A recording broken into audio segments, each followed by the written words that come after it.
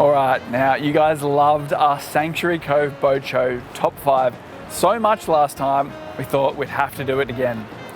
This time we're at Sydney International Boat Show, but unfortunately I'm rolling solo. I've been battling the rain, hail and shine down here to explore the marina and the halls for the last couple of days, and have compiled my 8 favourites. In no particular order, let's jump in. Number 1, the newly redesigned Sea Devil 620. These boats are absolute wave slayers, and the only thing letting them down has been their outdated appearance. That's all changed with Mike Bonici's new rig. Let's jump aboard with John Wilshire from Northern Beaches Marine to check her out. Hi, I'm John Wilshire from Northern Beaches Marine. We're a Suzuki dealer and we also sell and manufacture the Sea Devil boats. This is a new model that we've just released, the 620, and we've made a few subtle changes, but good changes for the model. The original 620, we're still using the same hull, but three years ago we built a new deck for the boat. We lifted the boat, we raised it, and then we also put a floor liner in, so the floor and the cabin is now fully moulded. We've done a new wave breaker for this model with front glass inserts and a new stainless top. We've redesigned it so we can run the Lee outriggers from America. Really well designed, nice outrigger, solid, so we're really happy with that setup. Moving towards the transom, we've got a large live well. We wanted to have our bait tank at a reasonable size, but also central, so it didn't weight affect the boat. And then also having some nice rounded corners just allows your bait to swim. We've got a 5-bank set of tuna tubes. So again, live bait fresh is key. A beauty of the Sea Devil too is the side pockets are big, so you've got good storage in those side pockets. We've done a nice custom tackle locker under the driver's seat. Good set of drawers, nice and waterproof. Really happy with that setup. We've worked for a long time with Mike Bonici, who spends a lot of time on the water. So working closely with him just to design things and, you know, fault find your own boat and just make it better. And that's what we've really tried to do. We just want to make a 6-metre boat that's the ultimate fishing weapon, and that's what we've come up with. Number 2, and look, Trav is the cat man for the captain, but I couldn't walk past the little Blue Cat 17. These little pocket rockets look like weapons, and what they lack in freeboard aft, they make up for in stability and a sexy fit out. Built in Abu Dhabi and distributed by Marine Co Group, they come in a range of sizes from the 17-footer up to a whopping 43-footer. Michael Blanche will give us the lowdown. Hey guys, we're talking about the Blue Cat 17 here at Sydney Boat Show. Come through and I'll have a look at some of the options we've got. Features. Anchor well. Big full-size cushion, front cast deck. Storage hatch at the front. We've got storage in under the console. This has got the 2 upgrades to the 8.8-inch Fusion speakers with the internal RGB lighting, the Evercore flooring and the diamond upholstery. Storage hatch in behind here with all your dual battery setup and battery switch, and also rear access into all your wiring and the hydraulic steering. This is a Suzuki DF115, the BG form with fly-by-wire control. We went this just because of it's the top horsepower for the boat. This will suit the inshore and offshore fisho, guys that really want to push the boundaries of where they can go. One thing I was just telling the guys earlier is how well they ride in the following sea and through steep, sharp chop. The one thing that we really like about the product is even though they do have a ridiculously sharp entry point into the water and the way they ride in the following sea and everything like I explained before, being completely foam filled from the floor down makes them so ridiculously soft with no vibration, and you've got that safety factor that they're not going to go down if you really push it. Number 3, and we're talking tech. It's taken Lowrance and Simrad their sweet ass time, but they've finally entered the saltwater electric trolling motor space. These units come with full sound integration and have an awesome wireless controller that even lets you drop in waypoints on the fly. Here's Dan Rodriguez to show us the new Recon. Dan Rodriguez, work for Navico, so I look after boat builder and OEM partners. Yeah, people have been asking, and here it is. It's the new Recon saltwater trolling motor, so available in Lowrance and Simrad, and yeah, we just announced it at ICAST over in the US 2 weeks ago. Here it is, so first on display and first one in the country. So the integration with the screen, so with some of the other ones you have to go through a module box which would connect to your Enemy A2000. This one can go straight into your network, and you can have sidebar control of your trolling motor all from your MFD. So we're doing them in the saltwater from 54, 60 and 72 inch. And we also do a new freshwater one where we do the same sizes but a smaller shaft at 48 inch. So this is the one that's getting quite a fair bit of traction. So it's the new free steer joystick. So it's completely revolutionary in the trolling motor market.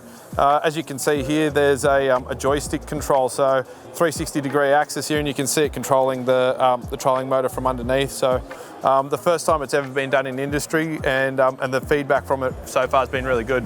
So there's also a newly designed foot pedal. So very similar design to the Ghost, but we've added a few more features. So you've got some user programmable keys here, and then you've also got this new little addition here where you can have the motor turn on and off, and then also do your steering that way rather than left and right. So yeah, so it's going to be really good. We've had some positive feedback as well from ICAST and even today on the first day of Sydney Boat Show. One of my favourite features is the back here. So you've got 2 user programmable keys, and you can program them to be whatever you want. So something that's really cool is, drop a waypoint up the top, or, drop a power pole at the back there on the bottom one. So really cool new feature, and that's going to be awesome. So price point, you're going to be looking around that sort of mid-5s up to just over 6, depending on the shaft length size, yeah. Number 4 is another cool looking cat. Would love to see how this Kiwi-made Kingfisher 510 rides. We tested out one of their mono-hull tiller steer versions not long ago, and it was sweet as. Here's Laura Mason with the rundown. So I'm Laura, and I'm the General Manager at Kingfisher Boats. We're based in New Zealand, in Tauranga, and we really specialise in building catamarans. So this is the 510 Power Cat. It's one of our asymmetrical hulls. It's single engine.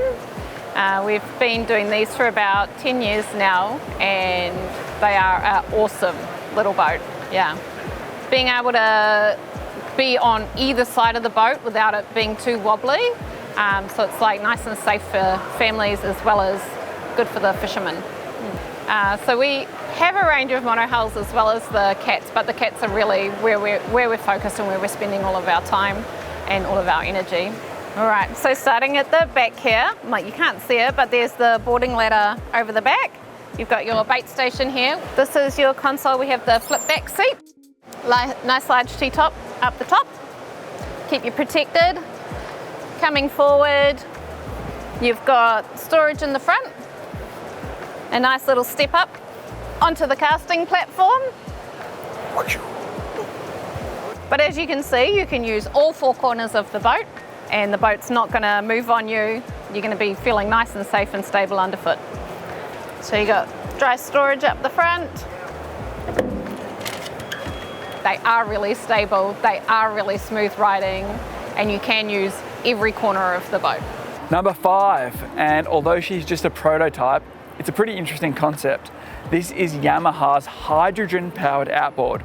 With the price of unleaded these days, we have to take out a second mortgage on the captain's shack every time we head to the shelf. So bring on an alternative fuel source, I reckon. Let's chat with Glenn Gibson about this beast. All right, I'm Glenn Gibson. I'm from Yamaha Motor Australia, and I'm the product manager today, so taking care of this engine behind us, which is the new hydrogen prototype.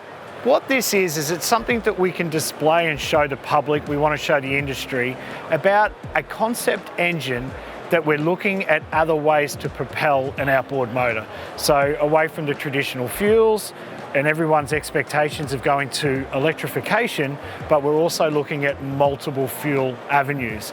So we want to show this to go, hey, we are looking at hydrogen. So what we've done now is released what is a prototype hydrogen engine. Its base is the 450, which is to my left here.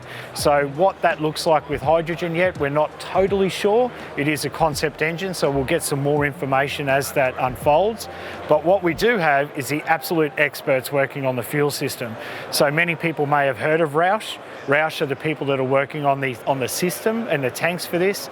So really looking forward to seeing what they've achieved. But what we've seen so far, it's pretty good to look at. Number 6, and there's pontoon boats and there's Mancraft marine pontoon boats. This 10.2 metre alloy party machine has got to be one of the coolest offerings we've seen in this space. Want to storm the beach at Normandy or even unload a quad bike onto Moreton Island with 13 of your best mates? No worries with the drop down forward mounted drawbridge. Let's make the bloke that builds them, Dom Sullivan. He's a little bit hungover, so we're gonna have to talk quietly. I'm Dom from Mancraft and yeah, build pontoon boats. This is the stock standard small one, so the 8.5, and then you get the 10, the 11, 12 and the 14 as well, the Superfly, which was actually at Century Cove Boat Show. So, because this is a stock model, it doesn't have the jet ski ramp at the back. The next model up here has a jet ski ramp, so you can pull your jet ski up. This one will fit a Spark. The bigger ones will fit the bigger Sea-Doos and stuff like that. It's got the bridge. This has a hot water system in it as well. You know, full hot water shower, hot tap in the sink. Yeah, the idea is just to run them hard up on the beach, wherever you are, and drop the bridge and kick the kids off so they don't annoy you. And basically, you can get one with the bifold as well, so, you know, wheelchair access onto the beach. You know, all that sort of jazz. Makes it easy, you know. Don't have to anchor, don't have to swim. Hot and cold shower, vanity, flushing toilet with macerator, and then that simply just closes up.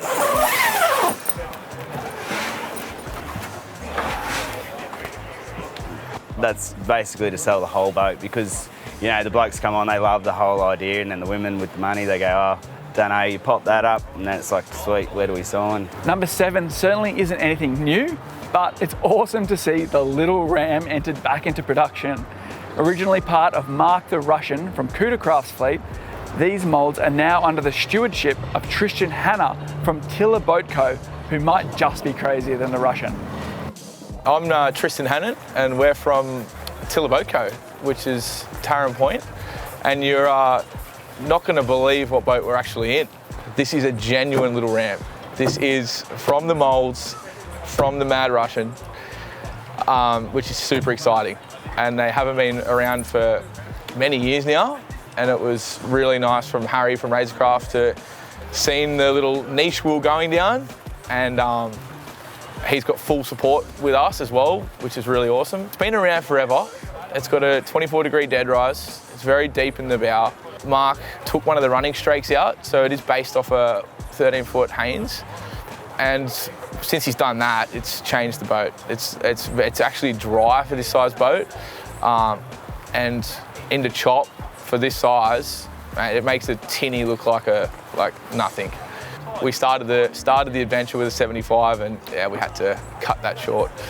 So we ended up with a 60, absolutely perfect.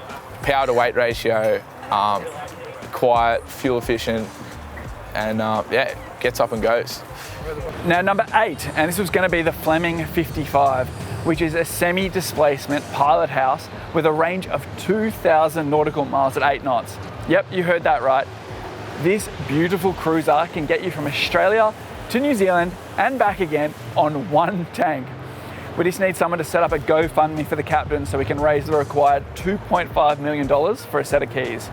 And well, we were going to interview the head honcho from Fleming, but in no uncertain terms, they told us they were too good to be in the captain. And I think with that comment, we're going to have to stick our tail between our legs, head away from the marina because we're obviously not welcome here, and go back into the halls where all the trailer boats are.